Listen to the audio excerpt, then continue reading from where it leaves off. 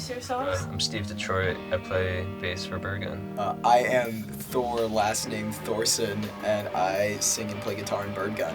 My name is Sam, last name Goren. That's Goren. I play drums in Birdgun.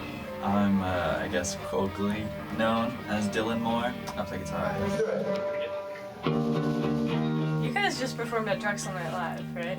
Yes, How we did. How did that go for you? It Lovely. was so much fun. It was, yeah. actually so much fun. I had a great time. One of the best nights in a while. It was great. It kind of felt like we were like animals in a zoo because everybody was like sitting down and watching us while we were playing. Yeah. It was a lot of fun though. That part was fun to me.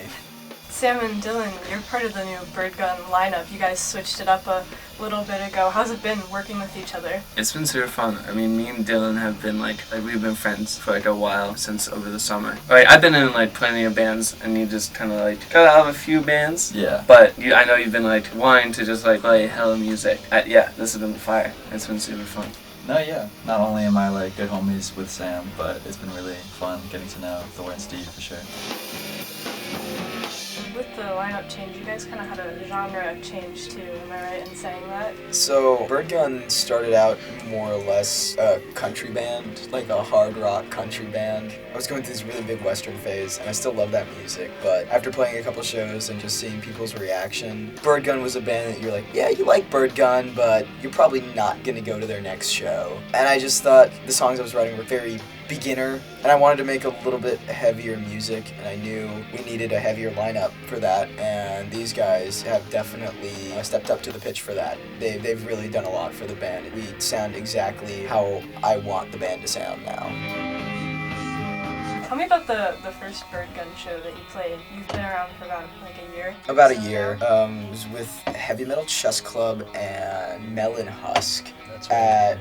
Van R. Yeah, in the ballroom. Yeah, the giant ballroom. I think we were first on. I broke a string, which sucked. Oh, yeah. That was not fun, but it was cool to just kind of play. I felt like it was a very low stakes show. Like, we were just kind of playing in front of all of our friends. I had a good time playing, but we don't play any of those songs anymore, I think, except for one. That's true. Yeah, I just remember being so nervous that show because I know Thor had really familiarized himself with the group of people that was all involved, but I was still very much an outsider coming into that. I just remember like kind of being really petrified on stage and just, it was like clocking in, clocking out. I played the notes, I got out, and I was like, well, that was fun. We're a much more confident band, I feel, too. I definitely agree. It was a good show. Heavy Metal Chess Club and Melon Husk were also very good that night. Fantastic. So it was overall just like great energy. Everybody was really nice to us.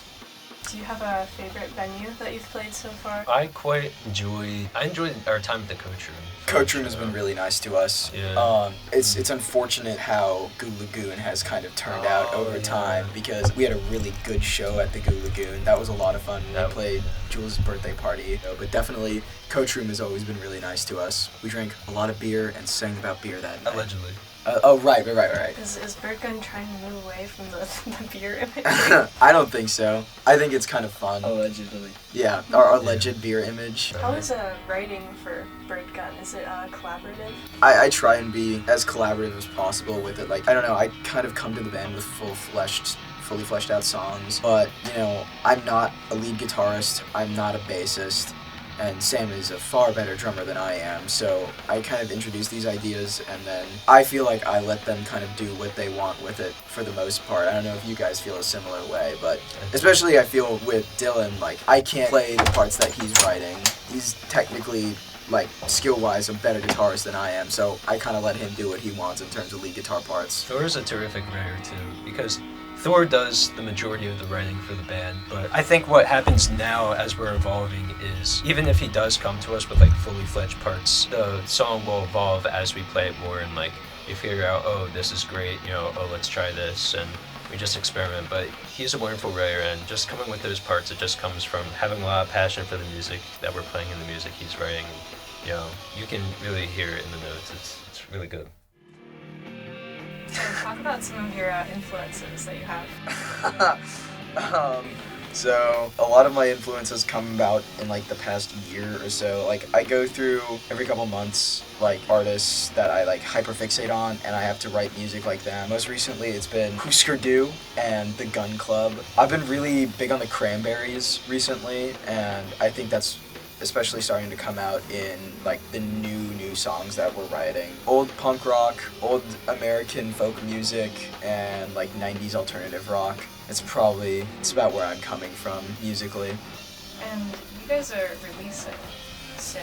You have a couple of things in the works.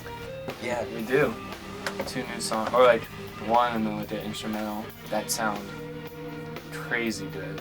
Not to like put too much like spotlight on us, but I think they sound really good. And you worked with Ali and Alex from Red Panda originally. Yeah. Yeah, they're doing a great job with the mixes. They like sound yeah. really fucking tight. They treated us like kings, and they're doing us really well with the mixes. Yeah, true. And any They treated us like royalty. They're just absolutely fantastic at what they do with the production. It's really amazing. It's really something to look forward to when it comes out. It's going to be out on all streaming services and Bandcamp. What's the name? Haunted Man. Our A side is Haunted Man, and the B side is called The Soldier's Death. It's like probably our 2 most like punk rock songs, but The Soldier's Death, the instrumental, is like very experimental. Dylan does a lot of really cool stuff with his guitar on that song. Yeah. It's not like a typical punk rock song the way Haunted Man could be perceived as. I see it as more Haunted Man as punk in sound and Soldier's Death as punk in spirit. Yeah, I think that's a good way to look at it. You guys want to talk about your favorite Birdgun songs to play, like during practice?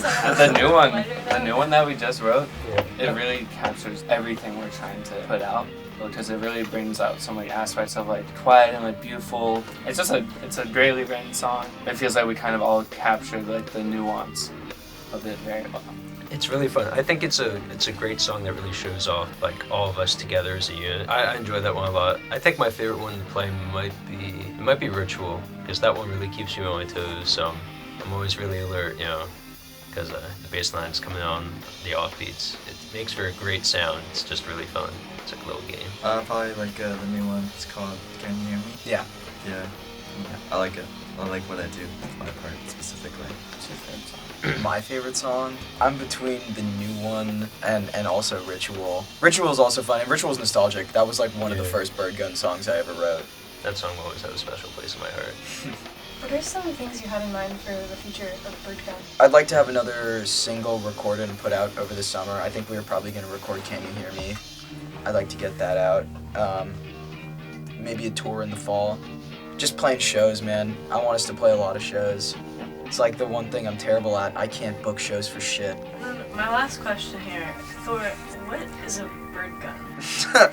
So, the story behind the band name, before we get into what the band name is. Eric Andre, the famous comedian, used to have a website where he would just write down band names, and they would be just ridiculous. Like, there was one that was like Alien versus Predator versus Brown versus the Board of Education. There was one that was just the President of the fucking United States of America, which I think is a band name now. I think there is a band called like the Presidents of the United States. Yeah, just like a bunch of really like weird like nothing bands. And I was on that website and I thought I saw Birdgun. This was like senior year of high school, and I was like, man, that is so dumb. I need to create a band with the dumbest band name possible, and like we need to play really good music so we like subvert expectations. Like, you're not expecting a band called Birdgun to be good because it's just so bad. Like, it's a terrible band name. I think it's hilarious. So Birdgun means nothing. There is no Birdgun. Like, we don't exist. We're not real. But since Birdgun means nothing, it inherently means everything.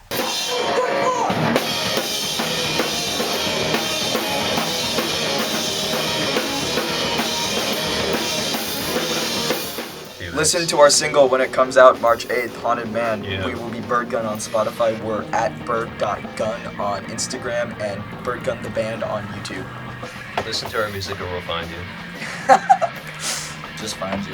Yeah, we'll find you. And This we'll- is we'll probably, non-threatening, but we will find you.